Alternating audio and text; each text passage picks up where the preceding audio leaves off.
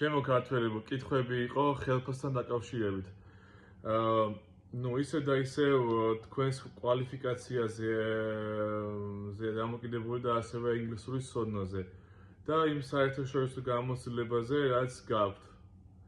თუ ეს არ გაქვთ, მაშინ გიწევთ ყველაფრის ნოლიდან დაწყებ.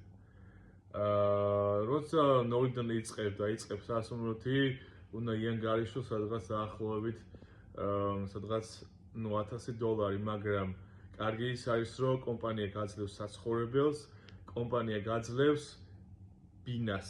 ანუ ბინაში და საცხოვრებელში და ასევე კომპანია გაძლევს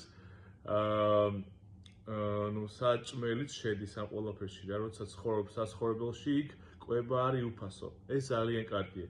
და $1000 მეტნაკლებად გამომუშავებ ეს, როცა შენ კვალიფიკაცია არ გაქვს და ინგლისურიც ისე იცი რა, $1000.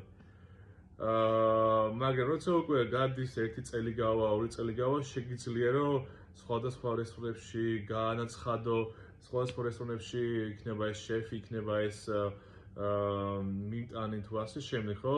როცა დახვეწავ შენს უნარებს და მიიღებ გამოცდილებას, შეგიძლია თქვა რომ მე 10 წელში უკვე 10 სამსახური შევცვალე და თავისთავად ყოველ წელს შენი შემოსავლები იზრდება.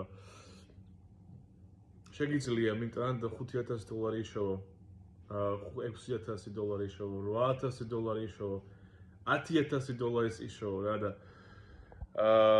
ისევ და ისევ ეს არის ძალიან ინდივიდუალური. ვიღაცა ტირის რომ არ იშოვება ფული, მაგრამ იშოვება, მთავარი არის მიზანი და ამ მიზნისკენ სწრაფვა და ყველაფერი გამოგივა.